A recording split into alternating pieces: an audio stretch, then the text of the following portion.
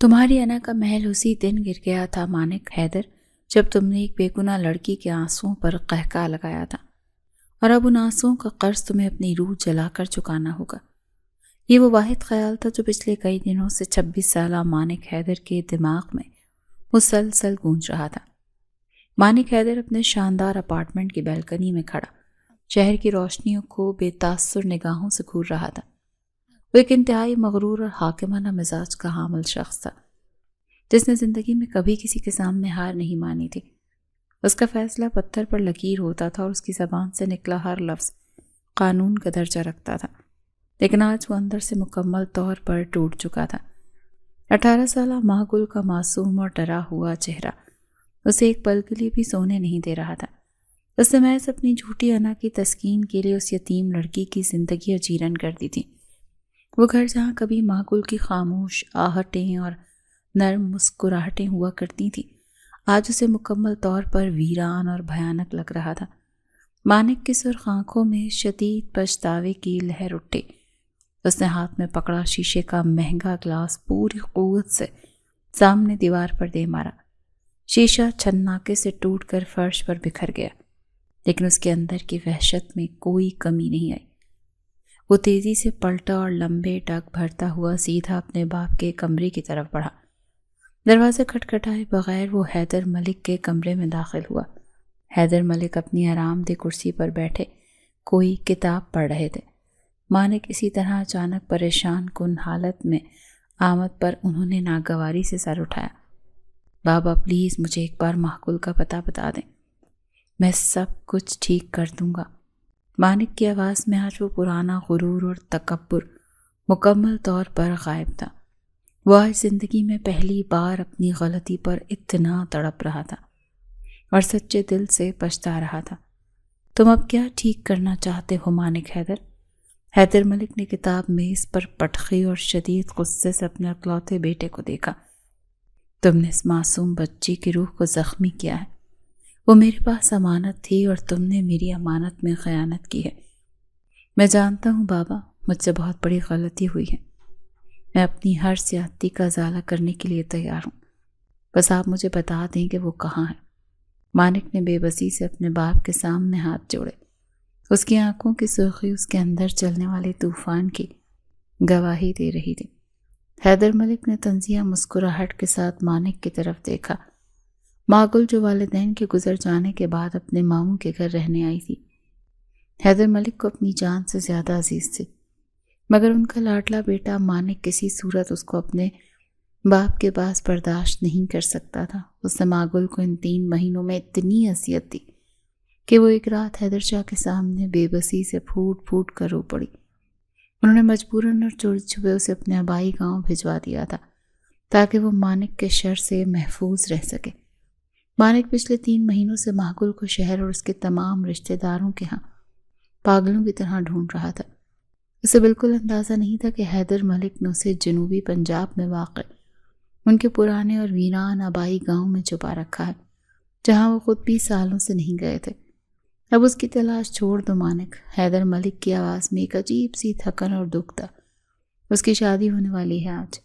میں تو اسے اپنی بہو بنانے کی خواہش رکھتا تھا، مگر قسمت نے کچھ اور طے کر رکھا تھا۔ حیدر ملک بات ادھوری چھوڑ کر لب بھیج گئے تو مانک کا سانس جیسے ایک لمحے کے لیے رک گیا۔ اس کے دماغ میں دھماکے ہونے لگے۔ شادی ہونے والی ہے کا لفظ اس کی کانوں میں پگھلے ہوئے سیسے کی طرح اترا۔ اس نے فوراً ان کے پیر چھوڑے اور سرخ انگارہ آنکھوں سے انہیں دیکھا۔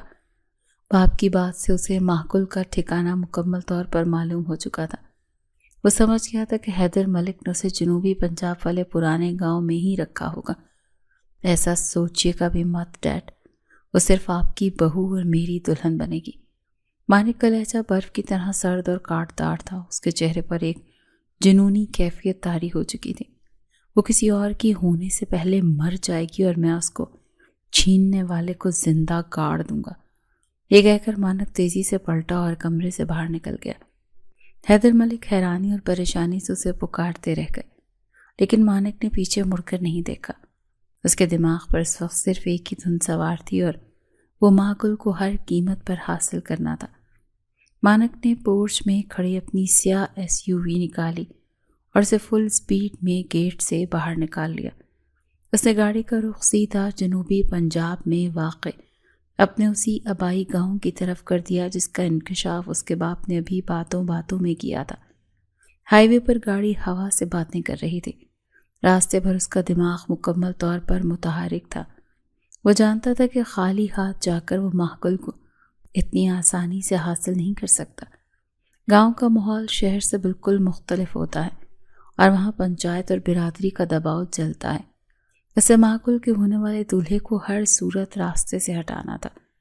مالک نے اسے ایک ہاتھ سے اسٹیئرنگ سنبھالا اور دوسرے ہاتھ سے اپنا فون نکال کر اپنے کارپوریٹ وکیل اور پرسنل سیکرٹری کو کال ملائی۔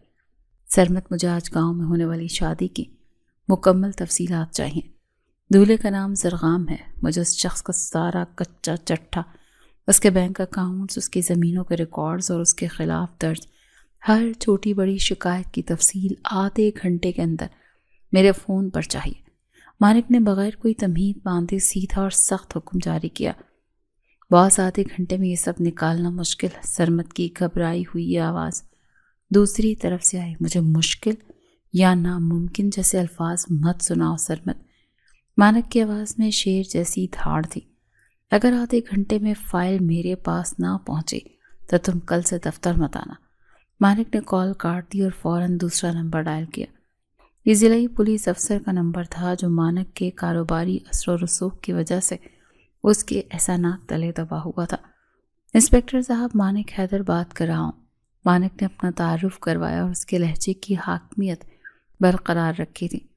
مجھے آپ کی فورس کی ضرورت ہے۔ ابھی اسی وقت زرغام نامی شخص کے خلاف زمینوں پر قبضے کے جتنے بھی پرانے دبے ہوئے مقدمات ہیں ان کی فائلیں نکلوائیں اور گرفتاری کے وارنٹ لے کر فوراً میرے آبائی گاؤں پہنچے۔ میں وہیں آ رہا ہوں۔ جی سر، بالکل، میں ابھی نفری روانہ کرتا ہوں۔ انسپکٹر نے فوراً حامی بھری۔ اپنے کاروباری طاقت اور اثر رسوخ کا بھرپور استعمال کرتے ہوئے مالک نے محض 1 گھنٹے کے اندر پوری بساط الٹ کر رکھ دی۔ اب وہ ایک دیوانے عاشق کی طرح ایک بے رحم شکاری بھی بن چکا تھا جو اپنے ہی شکار کو چاروں طرف سے گھیرنے کی تیاری کر رہا تھا۔ دوسری جانب جنوبی پنجاب کے اس پرانے اور روایتی گاؤں کی حویلی کے وسیع عریض صحن میں شامیانے لگے ہوئے تھے۔ گاؤں کے معززین اور چودھری چارپائیوں پر بیٹھے حقہ پی رہے تھے اور آپس میں گپ شپ کر رہے تھے اور ہر طرف ایک میلے کا سا سما تھا۔ عورتیں حویلی کے اندرونی حصے میں گیت گا رہی تھیں۔ حیدر ملک بھی ایک کونے میں سر جھکائے خاموشی سے بیٹھے تھے۔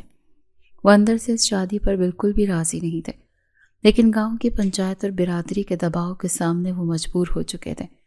انہیں اپنی بھانجی کی عزت بچانے اور اسے ایک محفوظ ٹھکانہ دینے کے لیے ایک کڑوا گھونٹ پینا پڑ رہا تھا۔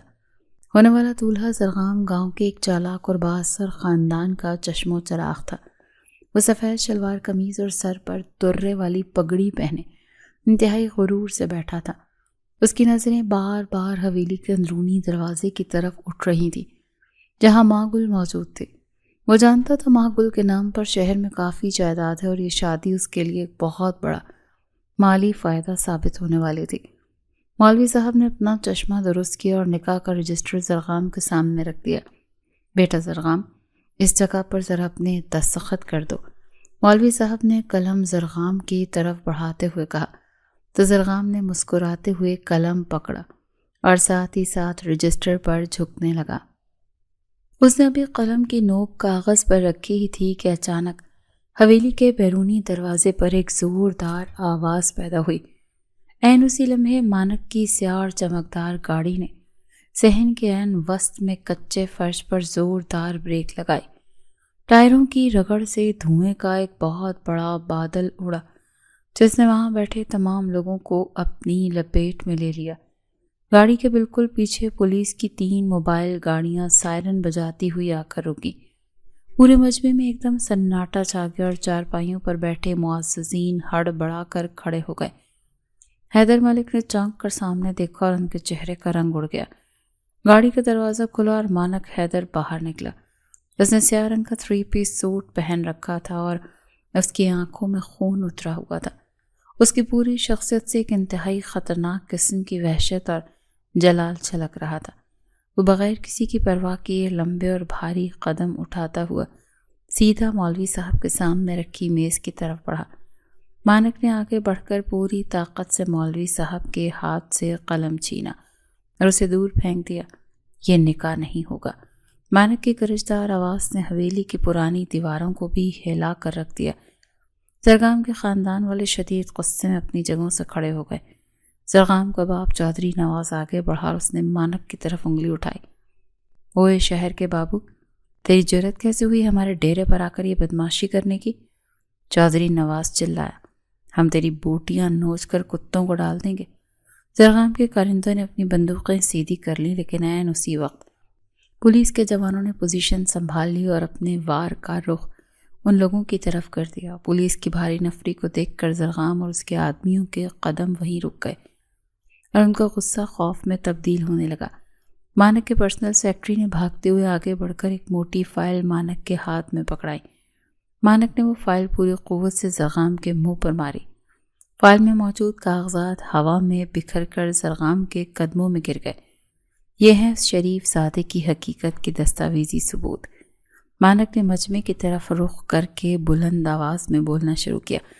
اس شخص نے پچھلے 2 سالوں میں غریب کسانوں کے پانی کا حصہ چوری کیا، جعلی کاغذات بنا کر گاؤں کی بے سہارا بیواؤں کی زمینیں ہڑپ لیں اور سرکاری کھاد کی بلیک مارکیٹنگ کی۔ زرغام کا چہرہ خوف اور شرمندگی سے بالکل سفید پڑ گیا تھا۔ اس کے ہونٹ کانپنے لگے اور وہ کوئی جواب نہیں دے سکا۔ انسپکٹر صاحب کے پاس اس کی گرفتاری کے نوٹیبل وارنٹ موجود تھے۔ مانک نے پولیس افسر کی طرف اشارہ کیا۔ آج یہ شخص دلہن کے ساتھ نہیں بلکہ پولیس کی ہتھ کڑیوں کے ساتھ یہاں سے لے جایا جائے گا۔ پولیس انسپکٹر نے آگے بڑھ کر زرغام کے بازو پر ہاتھ ڈالا۔ چودھری نواز صاحب، اپنے بیٹے کے خلاف ٹھوس ثبوت موجود ہیں، ہمیں اسے گرفتار کرنا ہوگا، انسپکٹر نے سخت لہجے میں کہا۔ پولیس کی موجودگی اور مانک کی طرف سے لائے گئے ٹھوس ثبوتوں کے سامنے زرغام اور اس کا خاندان کسی بھی قسم کی مزاحمت کے قابل نہیں رہا تھا۔ پورے ذہن میں ایک عجیب سی کھلبلی سی مچی ہوئی تھی۔ لوگ آپس میں چہمگوئیاں کر رہے تھے۔ مانک کی آنکھوں میں ایک فاتحانہ چمک تھی، لیکن معاملہ ابھی ختم نہیں ہوا تھا۔ پنچایت کے سربراہ چودھری ہاشم اپنی جگہ سے کھڑے ہو گئے۔ انہوں نے سفید داڑھی پر ہاتھ پھیرتے ہوئے ایک گہری سانس لی۔ چودھری ہاشم گاؤں کے سب سے معتبر شخص مانے جاتے تھے اور ان کا فیصلہ حتمی ہوتا تھا۔ حیدر ملک صاحب، آپ کی بھانجی اندر سرخ جوڑے میں بیٹھی ہے، چودھری ہاشم نے حیدر ملک کو مخاطب کرتے ہوئے انتہائی سنجیدہ لہجے میں کہا۔ سارے مہمان کھانا کھا چکے ہیں اور گاؤں کی عورتیں گیت گا رہی ہیں۔ اگر آج یہ لڑکی بغیر نکاح کے واپس اپنے گھر میں بیٹھی رہی تو یہ آپ کی سفید پگڑی اور اس حویلی کی عزت پر ایسا داغ ہوگا جسے کوئی پانی نہیں دھو سکے گا۔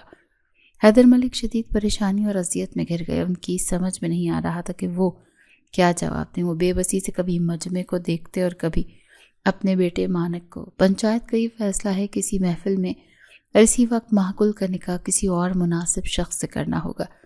چودھری ہاشم نے اپنا حتمی فیصلہ سنا دیا تو پورے مجمع پر ایک بار پھر سے خاموشی چھا گئی۔ کوئی بھی شخص اسے اتنی جلدی اور اس طرح ہنگامے کے بعد نکاح کے لیے تیار نظر نہیں آ رہا تھا۔ حیدر ملک کے کاندھے جھک کر ان کی آنکھوں میں آنسو تیرنے لگے۔ اچانک مانک پنچایت کے بالکل درمیان میں آ کر کھڑا ہوا۔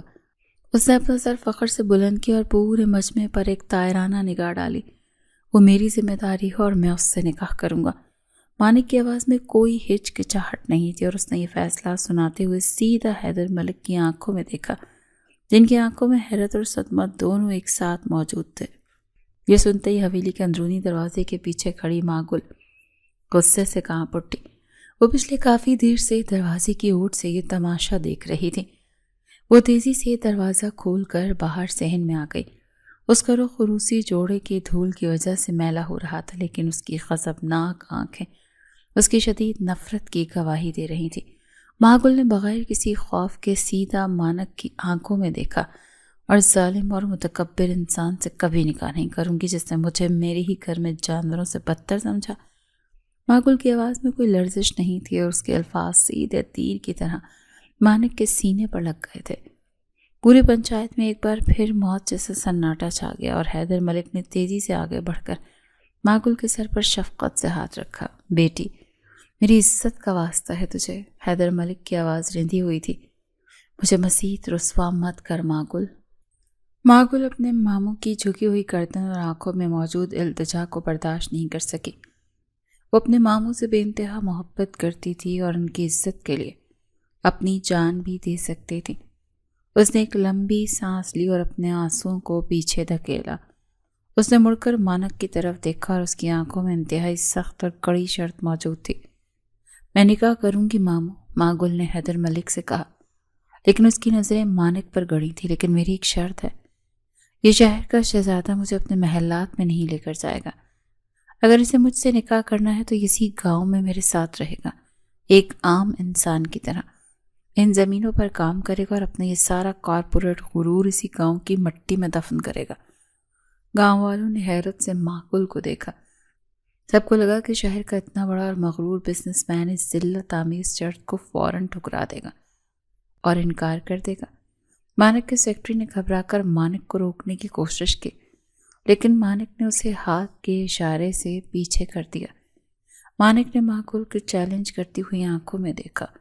اس نے بغیر ایک لمحہ ضائع کیے اور بغیر کسی ہچکچاہٹ کے شرط قبول کر لی۔ مجھے منظور ہے، مولوی صاحب نکاح پڑھائیں، مانک نے فیصلہ کن لہجے میں کہا۔ مولوی صاحب نے جلدی سے رجسٹر تیار کیا اور ایجاب و قبول کا مرحلہ شروع ہوا۔ مانک حیدر اور ماگل کا نکاح پڑھا دیا گیا، لیکن دونوں کے دلوں میں محبت کے بجائے ایک طویل اور کٹھن جنگ کی بنیاد پڑ چکی تھی۔ شادی کی پہلی رات گاؤں کے سادہ اور کچے کمرے میں ایک عجیب سی گھٹن اور خاموشی چھائی ہوئی تھی۔ ماگل نے اپنے بھاری عروسی زیورات کو بے دردی سے اتارا اور سامنے رکھی لکڑی کی پرانی میز پر پھینک دیا۔ اس کی آنکھوں میں آنسو نہیں تھے بلکہ ایک سرد اور کاٹ دار نفرت تھی۔ مانک حیدر نے آہستہ سے کمرے کا دروازہ کھولا اور اندر داخل ہوا تو اس کی نظریں سیدھی ماگل پر پڑیں جو اس کے وجود کو ہی حقارت سے گھور رہی تھی۔ یہ مت سمجھنا کہ اس نکاح نامے پر دستخط کر کے تم نے مجھے خرید لیا ہے مانک حیدر۔ ماگل کی آواز میں برف جیسی خنکی اور شدید غصہ موجود تھا جس نے کمرے کی خاموشی کو چیر کے رکھ دیا۔ مانک نے اپنی جگہ کھڑے کھڑے گہری سانس لی اور اس کی سرخ آنکھوں میں شرمندگی کی ایک واضح لہر ابھری۔ میں جانتا ہوں ماگل کہ میں نے تمہارے ساتھ بہت برا کیا اور یہ نکاح میری کسی جیت کا نہیں بلکہ میری سب سے بڑی ہار کا ثبوت ہے۔ مانک کا لہجہ انتہائی دھیما اور سچی ندامت سے بھرا ہوا تھا جو اس کی پرانی حاکمانہ شخصیت سے بالکل مختلف تھا۔ تمہاری ہار اور جیت سے مجھے کوئی غرض نہیں ہے۔ میں تم پر واضح کر دینا چاہتی ہوں کہ یہ شادی میرے لیے صرف ایک کاغذی معاہدہ ہے اور میں نے محض اپنے ماموں کی سفید پگڑی کی عزت بچانے کے لیے اس پر دستخط کیے ہیں۔ ماگل نے اپنا رخ موڑتے ہوئے دو ٹوک الفاظ میں اپنا فیصلہ سنایا۔ اس کے لہجے میں کسی قسم کی لچک نہیں تھی۔ مجھے تمہارا ہر فیصلہ منظور ہے۔ میں یہاں تم پر حکم چلانے نہیں بلکہ تمہارے دل سے اپنی نفرت ختم کرنے آیا ہوں۔ مانک نے انتہائی نرمی سے جواب دیا اور اس کی آنکھوں میں ایک سچی طلب تھی۔ تم میرے لیے آج بھی وہی متکبر انسان ہو جس سے میں شدید نفرت کرتی ہوں اور جس نے میری بے بسی کا تماشا بنایا تھا۔ یہ نفرت کبھی ختم نہیں ہوگی، ماگل نے زہر خوند لہجے میں کہا اور چارپائی پر رکھے بستر پر لیٹ کر اپنا رخ دیوار کی طرف کر لیا۔ مانک نے اس کی اس کڑوی بات کا کوئی جواب نہیں دیا۔ اس نے اپنا مہنگا کوٹ اتارا، خاموشی سے کمرے کے کھردرے اور ٹھنڈے فرش پر لیٹ گیا۔ اس نے زندگی میں کبھی نرم گدوں کے علاوہ کہیں اور سونے کا تصور بھی نہیں کیا تھا، لیکن آج اس سخت فرش سے اپنی انا کی بہترین سزا لگ رہا تھا۔ اگلی صبح مانک کی زندگی کا سب سے کٹھن دن ثابت ہونے والا تھا۔ وہ فجر کے وقت ہی اٹھ گیا تھا۔ اس نے اپنی الماری کھولی جہاں اس کے قیمتی اور مہنگے ڈیزائنر سوٹ لٹک رہے تھے۔ اس نے گہری سانس لی اور تمام سوٹوں کو الماری کے کونے میں بند کیا۔ اس نے کام سے سوتی شلوار قمیض نکالی اور اسے پہن لیا۔ اس نے اپنے بال سنوارے اور کمرے سے باہر نکل آیا۔ حویلی کے صحن میں حیدر ملک کھڑے تھے جو اپنے بیٹے کو اس حلیے میں دیکھ کر شدید حیرت کا شکار ہوئے۔ مانک، تم واقعی یہ سب کرنے جا رہے ہو یا یہ صرف کچھ دن کا طوفان ہے؟ حیدر ملک نے اپنے بیٹے کی آنکھوں میں جھانکتے ہوئے تشویش بھرے لہجے میں پوچھا۔ یہ طوفان نہیں ہے بابا، یہ میرا کفارہ ہے جو مجھے ہر حال میں ادا کرنا ہے۔ مانک نے پورے اعتماد اور عزم کے ساتھ اپنے باپ کو جواب دیا اور حویلی کے بڑے سے دروازے سے باہر نکل گیا۔ گاؤں کے کچے راستوں پر چلتے ہوئے لوگ حیران تھے کہ شہر کا بابو جس نے کبھی دھوپ نہیں دیکھی وہ آج کھیتوں کی طرف جا رہا ہے۔ مانک سیدھا اس زمین پر پہنچا جہاں حیدر ملک کا پرانا منشی کھڑا مزدوروں کو ہدایات دے رہا تھا۔ منشی صاحب، آج سے میں ان زمینوں کا کام خود دیکھوں گا، آپ مجھے بتائیں کہ پانی کا کھالا کہاں سے سیدھا کرنا ہے۔ مانک نے منشی کے پاس پہنچ کر انتہائی سنجیدگی سے پوچھا۔ منشی نے حیرت سے اس شہر کے شہزادے کو دیکھا جس کے ہاتھ مکھن کی طرح نرم تھے۔ چھوٹے چودھری صاحب، یہ مٹی کا کام ہے، آپ کے بس کی بات نہیں، آپ حویلی جائیں، میں مزدوروں سے کروا لوں گا۔ منشی نے ہچکچاتے ہوئے اسے واپس بھیجنے کی کوشش کی۔ میں نے تم سے مشورہ نہیں مانگا منشی، میں نے کام پوچھا ہے، مجھے وہ کدال پکڑا اور اپنا کام کرو۔ مانک کا پرانا روب ایک لمحے کے لیے جاگا، لیکن اس نے فوراً سے خود پر قابو پایا اور منشی کے ہاتھ سے کدال لے لی۔ مانک نے آستینیں چڑھائیں اور پانی کے کھالے میں اتر گیا۔ سخت دھوپ اس کے سر پر چمک رہی تھی اور کچی مٹی کو کھودنا کوئی آسان کام نہیں تھا۔ اس نے پوری طاقت سے کدال زمین پر ماری۔ شروع کے چند منٹ تو وہ جوش میں کام کرتا رہا، لیکن آدھے گھنٹے بعد ہی اس کے ماتھے پر پسینہ بہہ کر اس کی آنکھوں میں جانے لگا۔ 2 گھنٹے کی مسلسل اور سخت مشقت کے بعد اس کے نرم ہاتھوں میں موٹے سے چھالے پڑ گئے۔ کدال کی رگڑ سے وہ چھالے پھٹ گئے اور اس میں سے تازہ خون رسنے لگا۔ خون نے کدال کی لکڑی والے حصے کو سرخ کر دیا، لیکن مانک نے دانت پیستے ہوئے اپنا کام جاری رکھا۔ دوپہر کے وقت جب دھوپ اپنے عروج پر تھی، مانک نے کدال رکھی اور کھالے سے باہر آ گیا۔ اس کے کپڑے مٹی اور پسینے سے لت پت تھے اور اس کے ہاتھوں سے خون ٹپک رہا تھا۔ کافی دیر سے یہ سارا منظر دیکھ رہی تھی۔ وہ بھاری قدموں کے ساتھ واپس حویلی کی طرف چل پڑا۔ ماں گل حویلی کی چھت پر کھڑی تھی اور یہ سب دیکھ رہی تھی۔ جب اس نے مانک کو اس خستہ حالت میں حویلی کے صحن میں داخل ہوتے ہوئے دیکھا تو اس کے دل میں ایک لمحے کے لیے دھک سی ہوئی، لیکن اس نے اپنی آنکھوں کی نرمی کو فوراً چھپا لیا۔ وہ جان بوجھ کر ہاتھ میں پانی کا گلاس لیے نیچے صحن میں آئی اور مانک کے سامنے کھڑی ہو گئی۔ کیا ہوا مانک حیدر؟ آپ کی انا اور طاقت اس دیہاتی روپ میں پگھل گئی یا ابھی تک کچھ دن مزید یہ ڈرامہ جاری رکھنا ہے؟ ماں گل کے الفاظ زہر میں بجھے ہوئے تھے اور اس کے ہونٹوں پر ایک انتہائی طنزیہ مسکراہٹ تھی۔ مانک نے اپنے خون آلود ہاتھوں کو پیچھے چھپانے کی کوشش نہیں کی۔ اس نے اپنی سرخ اور دھکی ہوئی آنکھوں سے ماں گل کو دیکھا۔ یہ کوئی ڈرامہ نہیں ہے ماں گل، نہ ہی میری طاقت پگھلی ہے، یہ صرف شروعات ہے میری اس سچی تڑپ کی جس پر تم شک کر رہی ہو۔ مانک نے بغیر کسی غصے کے انتہائی پرسکون لہجے میں جواب دیا اور اپنا خون آلود ہاتھ آگے بڑھا کر اس سے پانی کا گلاس لے لیا۔ ماں گل اس کے خون بھرے ہاتھوں کو دیکھ کر ایک لمحے کے لیے سہم گئی، لیکن اس نے اپنا غرور قائم رکھا۔ تمہیں لگتا ہے کہ چند گھنٹے مٹی میں لت پت ہونے سے تم میرے دل میں جگہ بنا لو گے؟ تو یہ ساری بہت بڑی بھول ہے۔ میری نفرت اس خون سے زیادہ گہری ہے، ماں گل نے کاٹ دار لہجے میں کہا اور مڑ کر واپس اپنے کمرے کی طرف چل دی۔ مانک نے خاموشی سے پانی پیا اور گلاس چارپائی پر رکھ دیا۔ اس نے اپنے زخموں کی پرواہ کیے بغیر منشی کو آواز دی۔ منشی صاحب کھانا کھا کر واپس کھیتوں میں پہنچے، میں کچھ دیر تک وہاں آ رہا ہوں۔ مانک نے حاکمانہ مگر نرم لہجے میں منشی کو ہدایت دی۔ خود غسل خانے کی طرف بڑھ گیا۔ دن گزرتے کر مانک کے ہار ماننے کا نام نہیں لیا۔ اس کا جسم سخت مشقت کا عادی ہونے لگا تھا اور اس کے ہاتھوں کے چھالے اب سخت گٹوں میں بدل چکے تھے۔ وہ روزانہ صبح سویرے کھیتوں میں جاتا اور رات گئے واپس آتا۔ اس نے صرف مزدوروں کی طرح کام نہیں بلکہ اپنی جدید تعلیم کا بھرپور استعمال کرتے ہوئے زراعت کے فرسودہ نظام کو بھی بدلنا شروع کر دیا۔ ایک صبح وہ منشی کے ساتھ زرعی رقبے کا معائنہ کر رہا تھا تو اس نے زمین کی مٹی کو بغور دیکھا۔ منشی صاحب، یہ فصل اپنے مطلوبہ رنگت پر کیوں نہیں پکڑ رہی؟ ہم پچھلے کئی سالوں سے پیداوار میں کیوں خسارے کا شکار ہیں؟ مانک نے گندم کے پودوں کا جائزہ لیتے ہوئے کہا، انتہائی تکنیتی انداز میں پوچھا۔ چودھری صاحب، زمین کمزور ہو گئی ہے، ہم تو کھاد بھی پوری ڈال رہے ہیں لیکن مٹی جان نہیں پکڑ رہی۔ منشی نے روایتی انداز میں جواب دیتے ہوئے سر کھجایا۔ ہمیں روایتی طریقوں سے باہر نکلنا ہوگا۔ مجھے ایک ہی زمین کے مختلف حصوں سے مٹی کے نمونے چاہئیں۔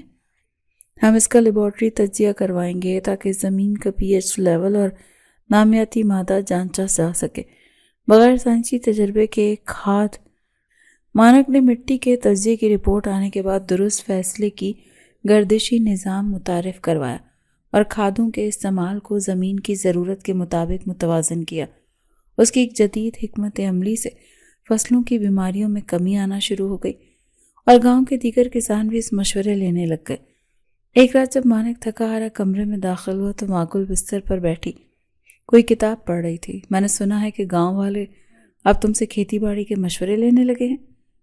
کیا شہر کے بڑے بزنس مین کو مٹی سے کھیلنے میں مزہ آنے لگا ہے؟ معقول نے کتاب سے نظریں ہٹائے بغیر طنزیہ انداز میں وار کیا۔ مانک نے اپنی قمیض کے بٹن کھولے اور مسکرا کر اس کی طرف دیکھا۔ مجھے مٹی سے کھیلنے میں نہیں بلکہ اس مٹی سے جڑے لوگوں کے دل جیتنے میں سکون مل رہا ہے، خاص طور پر اس لڑکی کا دل جو اس وقت مجھے اپنے تانوں سے زخمی کرنے کی کوشش کر رہی ہے۔ مانک کا لہجہ شرارتی اور پر اعتماد تھا جس نے معقول کے دل کی دھڑکن کو بے ترتیب کر دیا۔ میرا دل جتنا ہمارے بس کی بات کرے، تم صرف ایک ضدی بچی ہو جسے وہ کھلونا چاہیے جو اسے نہیں مل رہا۔ معقول نے اپنی الجھن چھپانے کے لیے غصے کا سہارا لیا اور کتاب میز پر پٹک دی۔ یہ ضد نہیں ہے معقول، یہ میرا عشق ہے، اور عشق میں انسان یا تو مکمل فنا ہو جاتا ہے یا پھر اپنا محبوب پا لیتا ہے۔ میں فنا ہونے کے لیے تیار ہوں۔ مانک نے معقول کی آنکھوں میں جھانکا اور انتہائی سنجیدہ اور گہرے جذبے سے کہا، معقول اس کی ان سچی آنکھوں کی تپش برداشت نہیں کر سکی اور اس نے گھبرا کر اپنا رخ موڑ لیا۔ وہ جانتی تھی کہ مانک کی باتوں میں اب جھوٹ نہیں تھا، لیکن اس کی انا ابھی بھی اس کے راستے کی دیوار تھی۔ اپنی عشقیہ کہانیوں کو کسی کو سنانا مانک مت، مجھے کل اسکول کے لیے جلدی اٹھنا ہے، اس لیے روشنی بند کر دو۔ معقول نے سرد لہجے میں کہا اور لحاف اوڑھ کر لیٹ گئی۔ مانک نے ایک ہلکی سی مسکراہٹ کے ساتھ بلب بند کر دیا اور اندھیرے میں مسکراتے ہوئے اپنے کھردرے بستر پر لیٹ گیا۔ وہ جانتا تھا کہ معقول کے دل کی برف اب پگھلنا شروع ہو گئی ہے اور وہ دن دور نہیں جب یہ سرد جنگ مکمل طور پر ختم ہو جائے گی۔ اس نے فیصلہ کر لیا تھا کہ وہ کل معقول کے اس خستہ حال اسکول کا دورہ کرے گا اور اس کے لیے کچھ ایسا کرے گا جو اس کے دل کو سیدھا کرے۔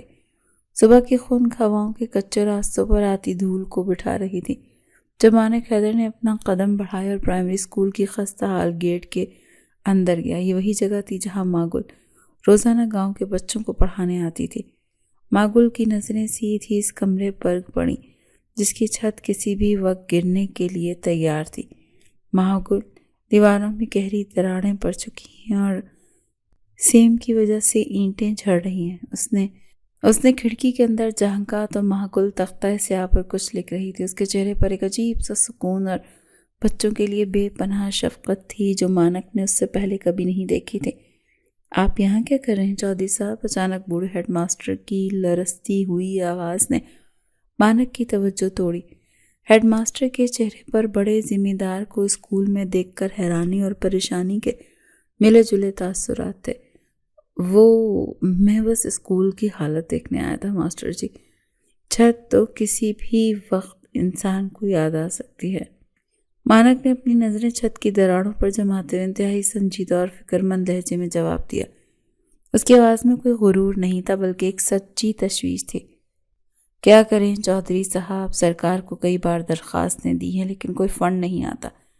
ہم غریب لوگوں کا بس اللہ ہی کے آسرے پر یہاں بیٹھے ہیں۔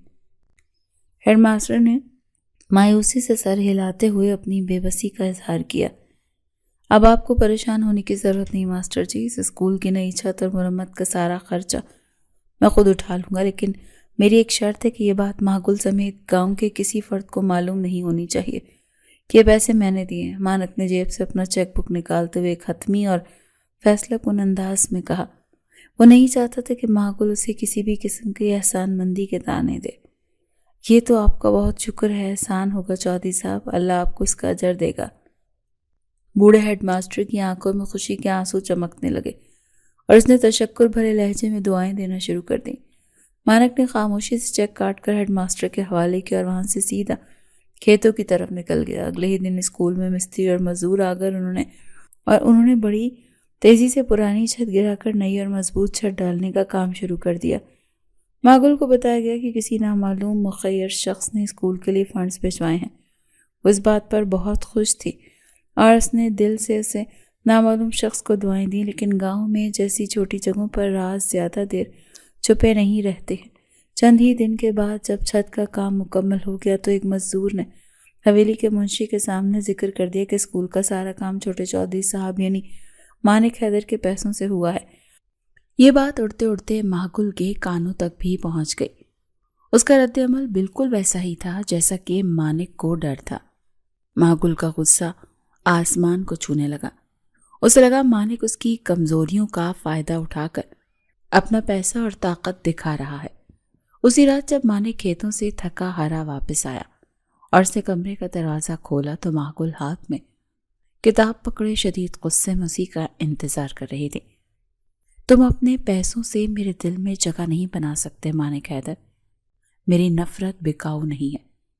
ماگل نے مانک کے اندر قدم رکھتے ہی کتاب میز پر زور سے پٹکی اور اپنی غضبناک آنکھیں اس کے چہرے پر گاڑ دیں۔ اس کی سانسیں غصے کی وجہ سے تیز چل رہی تھیں۔ مانک نے دروازہ بند کیا اور انتہائی پرسکون انداز میں اس کی طرف پلٹا۔ اس نے اپنے کھردرے اور چھالوں بھرے ہاتھ اس کے سامنے کیے اور اس کی آنکھوں میں جھانکا۔ تمہیں خرید نہیں رہا ماگل، میں صرف اس نقصان کی بھرپائی کر رہا ہوں جو میری انا نے تمہیں پہنچایا۔ یہ میری سزا ہے اور میں اسے خوشی سے کاٹ رہا ہوں۔ مانک کا لہجہ اتنا نرم اور سچائی سے بھرا ہوا تھا کہ ماگل کے اندر جلنے والی آگ پر جیسے کسی نے ٹھنڈا پانی ڈال دیا ہو۔ ماگل کے پاس اس بات کا کوئی جواب نہیں تھا۔ اس نے مانک کی آنکھوں میں ایک ایسی سچی ندامت دیکھی جسے پہلی بار اس کے دل میں ایک عجیب سی الجھن اور نرمی پیدا کر دی۔ وہ نظریں چرا کر بستر کی طرف مڑ گئی، لیکن آج رات اس کے دماغ میں مانک کے خلاف چلنے والی سرد جنگ کی شدت کافی حد تک کم ہو چکی تھی۔ گاؤں کے معاملات میں مانک کی دلچسپی صرف اسکول کی حد تک محدود نہیں رہی۔ وہ اب ایک مکمل کسان بن چکا تھا۔ چند ہفتوں بعد جب گندم کی فصل اپنے جوبن پر تھی تو گاؤں پر ایک اچانک آفت ٹوٹ پڑی۔ فصل پر سست تیلے کی شدید حملہ ہو گیا تھا۔ ایک ایسا کیڑا تھا جو راتوں رات کھڑی فصل کا رس چوس کر اسے تباہ کر دیتا تھا۔ گاؤں کے تمام کسان شدید پریشانی میں حویلی کے صحن میں اکٹھے ہو گئے۔ حیدر ملک صاحب، ہماری تو روزی روٹی لٹ جائے گی۔ یہ کیڑا تو پوری فصل کھا رہا ہے اور ہماری دیسی ٹوٹکے راکھ اور پانی کا چھڑکاؤ بالکل اثر نہیں کر رہا۔ گاؤں کے ایک بوڑھے کسان نے روحانسی آواز میں حیدر ملک سے فریاد کی تھی۔ اس کے چہرے پر فاقوں کا خوف واضح تھا۔ حیدر ملک خود بھی صورتحال پر پریشان تھے کہ مانک حویلی کے اندر سے تیز قدموں کے ساتھ باہر آیا۔ اس نے اپنے ہاتھ میں گندم کے کچھ متاثرہ پودے پکڑے ہوئے تھے۔ پریشان ہونے کی ضرورت نہیں بابا جی، میں نے فصل کا معائنہ کر لیا ہے، مانک نے پورے مجمع کو مخاطب کرتے ہوئے ایک ماہرانہ اور پورا اعتماد لہجے میں کہا۔ اس کی آواز میں ایک ایسی تسلی تھی جس نے سب کسانوں کی توجہ اپنی طرف کھینچ لی۔ کیا معائنہ کیا ہے تم نے مانک؟ یہ کوئی شہر کا دفتر نہیں، کھیتی باڑی ہے۔ یہ کیڑا ہماری نسلیں تباہ کر دے گا۔ حیدر ملک نے اپنے بیٹے کو ٹوکتے ہوئے پریشانی سے کہا۔ انہیں ابھی بھی مانک کی زرعی صلاحیتوں پر مکمل یقین نہیں تھا۔ بابا، میں نے باقاعدہ اکنامک تھریش ہولڈ لیول کا اندازہ لگایا ہے۔ فصل کا نقصان ابھی اس حد تک نہیں پہنچا ہے کہ اسے بچایا نہ جا سکے۔ ہمیں فوری طور پر جدید زرعی آلات اور امیڈوکلوپریٹ زہر کا سپرے کرنا ہوگا۔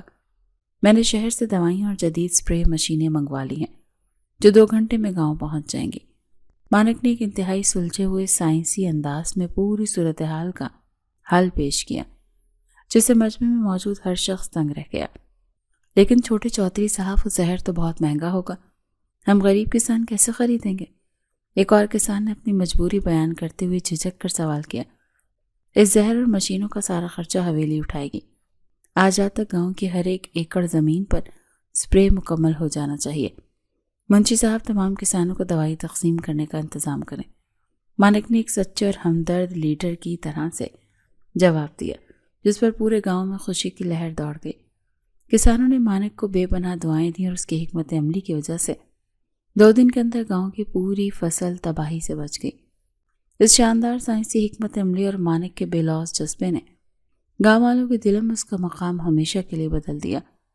اب وہ شہر کا مغرور بابو نہیں رہا بلکہ ان کا اپنا ہمدرد اور مسیحا بن چکا تھا۔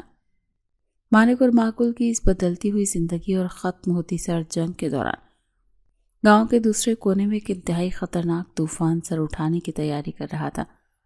کھوکر برادری، جن کا حیدر ملک کے خاندان کے ساتھ زمین اور پانی کا ایک بہت پرانا اور خونی تنازع چل رہا تھا، وہ مانک کی اس بڑھتی ہوئی مقبولیت کو بغور دیکھ رہے تھے۔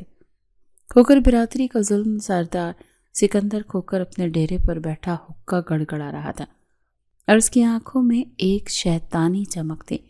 سردار جی، یہ شہر کا چھوکرا تو پورے گاؤں پر چھا گیا، اگر یہ اسی طرح سے چلتا رہا تو ہماری چودراہٹ تو مٹی میں مل جائے گی۔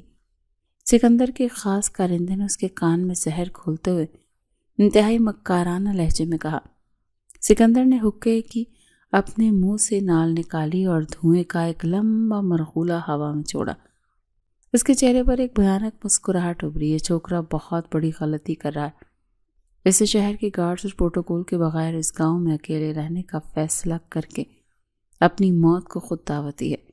میں حیدر ملک کی اس عزت کا ایسا خاک میں ملاؤں گا نا کہ یہ خاندان دوبارہ کبھی سر اٹھانے کے قابل نہیں رہے گا۔ سکندر کھوکر کی آواز میں زہر اور خاندانی دشمنی کا شدید غبار تھا۔ اس نے مٹھیاں بھینچ کر چارپائی پر مکہ مارا۔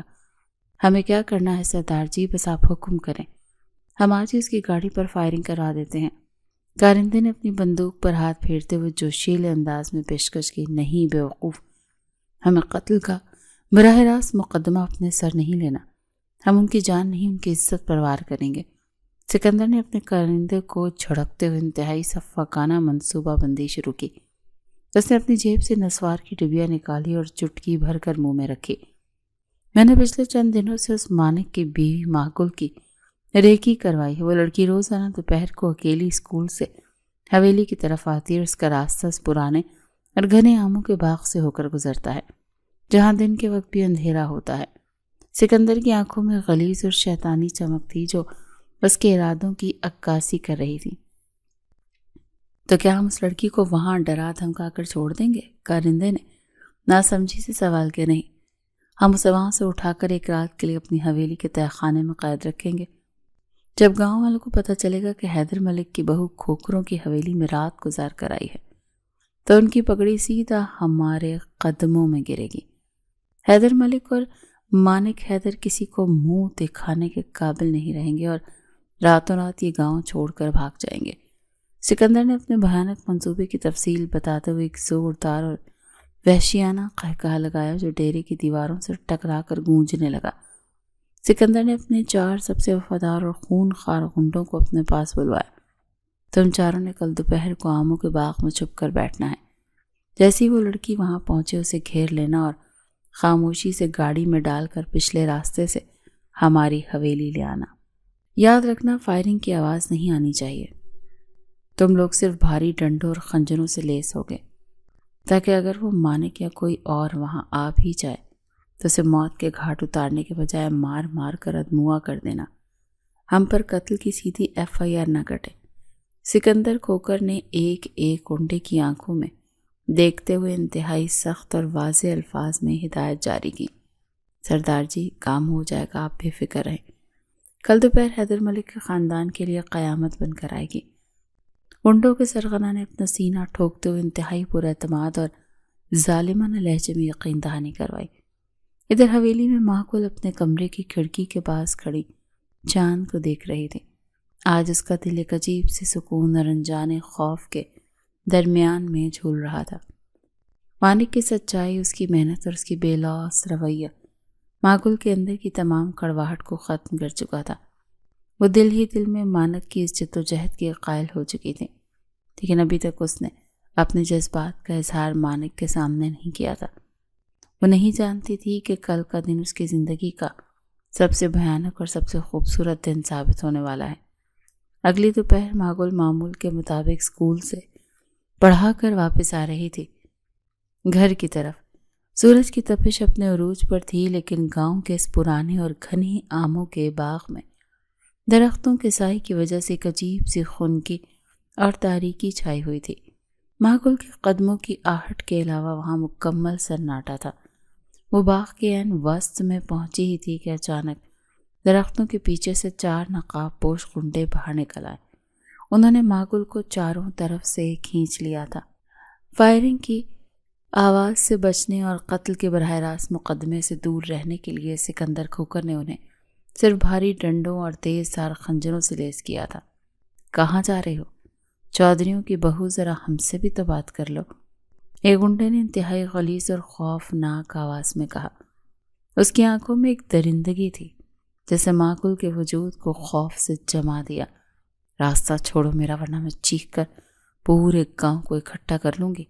ماگل نے اپنی آواز کو مضبوط رکھنے کی کوشش کی، لیکن اس کے اندر شدید لرزش طاری تھی۔ اس کی انگلیاں خوف سے ٹھنڈی پڑ چکی تھیں۔ یہاں تمہاری چیخیں سننے والا کوئی نہیں ہے، آج تم ہماری مہمان ہوگی۔ دوسرے گنڈے نے ایک وحشیانہ قہقہ لگاتے ہوئے اپنے ہاتھ میں پکڑا ہوا بھاری ڈنڈا پوری طاقت سے زمین پر مارا، جس سے دھول اڑی تھی۔ تم لوگ نہیں جانتے کہ تم کس سے ٹکرا رہے ہو۔ میرے ماموں اور میرا شوہر تمہیں زندہ نہیں چھوڑیں گے۔ ماگل نے مانک حیدر کا نام ایک ڈھال کے طور پر استعمال کیا، حالانکہ اس کا اپنا دل اس وقت تیزی سے دھڑک رہا تھا۔ شہر کا وہ بابو ہمارا کیا ہی بگاڑ لے گا؟ آج ہم تمہاری وہ حالت کریں گے کہ حیدر ملک کسی کو منہ دکھانے کے قابل نہیں رہے گا۔ گنڈوں کے سرگنا نے آگے بڑھتے ہوئے انتہائی سفاکانہ لہجے میں کہا۔ ماگل کو صورتحال کی سنگینی کا مکمل اندازہ ہو گیا۔ اس کے ہاتھ لرزے اور تمام کتابیں زمین پر گر گئیں۔ اس نے ایک لمحہ ضائع کیے بغیر پیچھے کی طرف بھاگنے کی کوشش کی، لیکن ایک گنڈے نے پھرتی سے آگے بڑھ کر اس کا دوپٹہ پوری طاقت سے کھینچ لیا۔ مجھے چھوڑ دو، خدا کے لیے مجھے جانے دو۔ ماگل کی فلک شگاف چیخیں باغ کے سناٹے میں گونجنے لگیں۔ اسے اپنی موت اور عزت دونوں واضح طور پر اب خطرے میں نظر آ رہے تھے۔ مانک حیدر عین اسی وقت ٹریکٹر کے ایک بھاری پرزہ کاندھے پر رکھے اسی باغ کے بیرونی راستے سے گزر رہا تھا۔ اس کے ماتھے پر پسینہ تھا اور وہ سارا دن کھیتوں میں سخت محنت کے بعد حویلی ہی کی طرف جا رہا تھا کہ اچانک ماگل کی چیخ اس کے کانوں سے ٹکرائی۔ اس نے ایک سیکنڈ کے 1000ویں حصے میں ماگل کی وہ خوفزدہ آواز پہچان لی۔ مانک کے دماغ میں خطرے کی گھنٹیاں بجنے لگی۔ اس نے وہ فوری بھاری لوہے کا سامان وہیں کچی مٹی پر پھینکا اور دیوانہ وار باغ کے اندر کی طرف دوڑا۔ اس کے قدموں کی رفتار کسی طوفان سے کم نہیں تھی۔ اس کے پاس کوئی ہتھیار نہیں تھا، لیکن اس وقت اس کی آنکھوں میں ایک ایسا پاگل پن اور وحشت تھی جو کسی بھی جدید ہتھیار سے زیادہ خطرناک تھی۔ وہ سیدھا اس گنڈے سے جا کر ٹکرایا جس نے ماگل کا دوپٹہ پکڑا ہوا تھا اور اس کا راستہ روکا ہوا تھا۔ اسے چھوڑ دے کتے، ورنہ تیری بوٹیاں نوچ لوں گا۔ مانک ایک زخمی شیر کی طرح دھاڑا اور اس کی آواز میں وہ پرانا حاکمانہ غضب اور ایک عاشق کا جنون مکمل طور پر شامل تھا۔ مانک نے پوری طاقت سے اپنی فولادی مکہ اس گنڈے کے جبڑے پر مارا۔ ہڈی ٹوٹنے کی واضح آواز آئی اور وہ گنڈا خون تھوکتا ہوا دور جا کر زمین پر گرا۔ مانک کے اس اچانک اور وحشتناک حملے نے باقی تینوں گنڈوں کو ایک لمحے کے لیے حیران اور خوفزدہ کر دیا۔ وہ کسی شہری بابو سے اس قسم کی درندگی کی توقع نہیں کر رہے تھے۔ یہ تو وہی شہر والا بابو ہے، اسے زندہ مت چھوڑنا۔ گنڈوں کے سرغنہ نے سنبھلتے ہوئے اپنے کسی آدمی کو چیخ کر حکم دیا۔ اس کے چہرے پر مانک کو اکیلا اور نہتہ دیکھ کر سفاکیت ابھر آئی تھی۔ آج میں تم میں سے کسی کو زندہ واپس نہیں جانے دوں گا جس نے میری بیوی کی طرف آنکھ اٹھا کر بھی دیکھا ہے۔ مانک نے اپنی آستینیں چڑھاتے ہوئے انتہائی خطرناک اور کاٹدار لہجے میں اعلان کیا۔ اس کا سینہ غصے کی شدت سے تیزی سے اوپر نیچے ہو رہا تھا۔ گنڈوں نے مانک پر اپنے بھاری ڈنڈوں سے چاروں طرف سے بیک وقت حملہ کر دیا۔ مانک نے 2 ڈنڈے اپنے بازوں پر روکے اور ایک ڈنڈے کی ٹانگ پر پوری قوت سے لات مار کر اسے گرایا، لیکن گنڈے تعداد میں زیادہ تھے اور ان کے پاس ہتھیار تھے۔ پیچھے سے گنڈے نے لوہے کا راڈ نما ڈنڈا پوری قوت سے مانک کی پسلیوں پہ مارا۔ پسلی ٹوٹنے کی واضح آواز اور ہولناک آواز باغ میں گونجی۔ مانک کے منہ سے کربناک آواز نکلی، لیکن وہ گرا نہیں۔ اس نے مڑ کر اسی گنڈے کا گریبان پکڑا اور اپنے ماتھے کو پوری طاقت سے اس کی ناک پر دے مارا، جس سے گنڈے کی ناک کی ہڈی ٹوٹ گئی اور خون کا فوارہ پھوٹ پڑا۔ میں زندہ ہوں، تم اسے ہاتھ نہیں لگا سکتے تم لوگ۔ مانک نے اپنے منہ میں آنے والا خون تھوکتے ہوئے غنڈوں کی آنکھوں میں دیکھا۔ اس کے لہجے میں موت سے مکمل بے خوفی اور ماگل کو بچانے کا اٹل ارادہ تھا۔ تمہاری یہ عاشقی آج تمہیں قبر میں اتارے گی بابو۔ ایک غنڈے نے غصے سے چلاتے ہوئے دوبارہ ڈنڈا اٹھایا اور مانک کے سر پر وار کرنے کی کوشش کی۔ مانک نے اپنے زخمی بازو پر وہ وار سہا اور غنڈے کو دھکا دے کر پیچھے کیا۔ اسی دوران غنڈے نے اپنا تیز دھار خنجر نکالا اور پیچھے سے مانک کے کاندھے پر وار کیا۔ خنجر مانک کے گوشت کو چیرتا ہوا اندر اتر گیا۔ مانک خون میں نہا گیا۔ اس کی سفید قمیص مکمل طور پر سرخ ہو گئی، لیکن وہ اپنی جگہ سے 1 انچ بھی نہیں ہلا۔ وہ ایک فولادی دیوار کی طرح ماگل کے آگے کھڑا رہا اور مسلسل مار کھاتا رہا، لیکن کسی ایک غنڈے کو بھی ماگل کے قریب آنے نہیں دیا۔ مارو اس کو، یہ ایسے نہیں مرے گا۔ سرغنہ نے دوبارہ اپنے آدمیوں کو اکسایا، لیکن ان کے اندر اب مانک کی یہ وحشت دیکھ کر خوف بیٹھ چکا تھا۔ آ جاؤ کتو، آؤ، میرا خون بہا لو، لیکن میں آج تمہاری لاشیں یہاں سے گزرنے نہیں دوں گا۔ مانک نے خنجر والے غنڈے کا گلا دبوچا اور اسے درخت کے کھردرے تنے کے ساتھ پوری طاقت سے دے مارا۔ غنڈا بے ہوش ہو کر زمین پر گر پڑا۔ یہ انسان نہیں، کوئی جن ہے، بھاگو یہاں سے، یہ ہمیں زندہ ہی مار دے گا۔ باقی بچے ہوئے غنڈے نے مانک کی یہ درندگی اور موت سے بے خوفی دیکھ کر شدید خوفزدہ آواز میں چلایا۔ ان کے حوصلے مانک کے اس پاگل پن اور شیطانی مزاحمت کے سامنے مکمل طور پر جواب دے گئے تھے، اور وہ بالآخر خوفزدہ ہو کر وہاں سے اپنی جانیں بچا کر بھاگ نکلے۔ حملہ آوروں کے جانے کے بعد باغ میں ایک خونی اور پراسرار خاموشی چھا گئی تھی۔ مانک شدید ہانپ رہا تھا اور اس کے جسم کے ہر حصے سے تیزی سے خون بہہ رہا تھا۔ اسے دھیرے سے پلٹ کر ماگل کو دیکھا جو صدمے سے زمین پر بیٹھی بری طرح سے کانپ رہی تھی۔ اس کی آنکھوں میں شدید وحشت اور صدمہ تھا۔ تم ٹھیک ہو ماگل؟ تمہیں کوئی چوٹ تو نہیں آئی؟ مانک کے ہونٹوں پر ایک ہلکی سی پرسکون مسکراہٹ آئی۔ اس کی آواز اب بہت مدھم ہو چکی تھی، لیکن اس میں ماگل کے لیے ایک سچی اور گہری فکر موجود تھی۔ یہ الفاظ کہتی ہی مانک کے قدم لڑکھڑائے۔ اس کا جسم مزید کھڑا رہنے کے قابل نہیں رہا اور وہ منہ کے بل کچی مٹی پر گر گیا۔ ماگل کی تو جیسے جان نکل گئی۔ وہ دیوانہ وار چیختی ہوئی مانک کے پاس آئی اور اس کا خون آلود سر اپنے ہاتھوں میں اٹھا کر اپنی گود میں رکھ لیا۔ اس کے سفید کپڑے اور ہاتھ مانک کے گرم خون سے سرخ ہو گئے۔ مانک آنکھیں کھولو پلیز، میں تمہیں کچھ نہیں ہونے دوں گی، خدا کے لیے آنکھیں کھولو مانک۔ ماگل پہلی بار اس شخص کے لیے پھوٹ پھوٹ کر رو رہی تھی۔ اس کی آواز میں ایک شدید کرب اور دل چیر دینے والی تڑپ تھی جو باغ کے درختوں سے ٹکرا رہی تھی۔ رو مت ماگل، میں نے کہا تھا نا کہ تمہارے آنسو مجھے تکلیف دیتے ہیں۔ مانک نے بامشکل اپنی آنکھیں کھولیں اور ٹوٹتی ہوئی سانسوں کے ساتھ جواب دیا۔ اس کے چہرے پر موت کی زردی چھانے لگی تھی۔ میں تمہیں مرنے نہیں دوں گی مانک، تم نے مجھ سے وعدہ کیا تھا کہ تم سب ٹھیک کر دو گے، تمہیں میرے لیے جینا ہوگا۔ ماگل نے اپنے آنسو مانک کے چہرے پر گرتے ہوئے انتہائی بے بسی سے التجا کی تھی۔ میں نے اپنا وعدہ پورا کر دیا ماگل، میں نے تمہاری جان بچا کر اپنا قرض اتار دیا۔ مانک نے مسکرانے کی کوشش کی اور اس کی آنکھیں آہستہ آہستہ بند ہونے لگی۔ ماگل کو اس خون آلود لمحے میں مکمل احساس ہو گیا کہ مانک کی محبت کوئی شہر کے بابو کا جنون یا ضد نہیں، بلکہ ایک انتہائی سچا اور بے لوث جذبہ بن چکی ہے۔ ایک ایسا جذبہ جس کے لیے مانک نے بغیر سوچے سمجھے اپنی جان کی بازی لگا دی۔ ماگل نے اپنے غرور اور انا کی آخری دیوار کو بھی اپنے آنسوں میں بہہ جانے دیا۔ ماگل کی چیخیں سن کر قریبی کھیتوں سے مزدور اور حویلی کے لوگ بھاگتے ہوئے وہاں پہنچے۔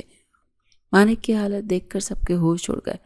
اسے فوری طور پر وہاں سے اٹھایا گیا اور بغیر کوئی وقت ضائع کیے شہر کے ایک بڑے اسپتال پہنچا دیا گیا۔ اس کا بہت زیادہ خون بہہ چکا تھا اور پسلی ٹوٹ کر پھیپھڑے کے بالکل قریب پہنچ گئی تھی۔ اسپتال کا ماحول انتہائی کشیدہ تھا۔ حیدر ملک کی حالت اپنے اکلوتے جوان بیٹے کی موت کے منہ میں دیکھ کر غیر ہو رہی تھی، جبکہ ماگل آپریشن تھیٹر کے باہر بت بنی بیٹھی مسلسل دعائیں مانگ رہی تھی۔ یا اللہ اسے زندگی دے دے، میں اپنے سارے گلے شکوے بھول چکی ہوں، مجھے میرا مانک واپس کر دے۔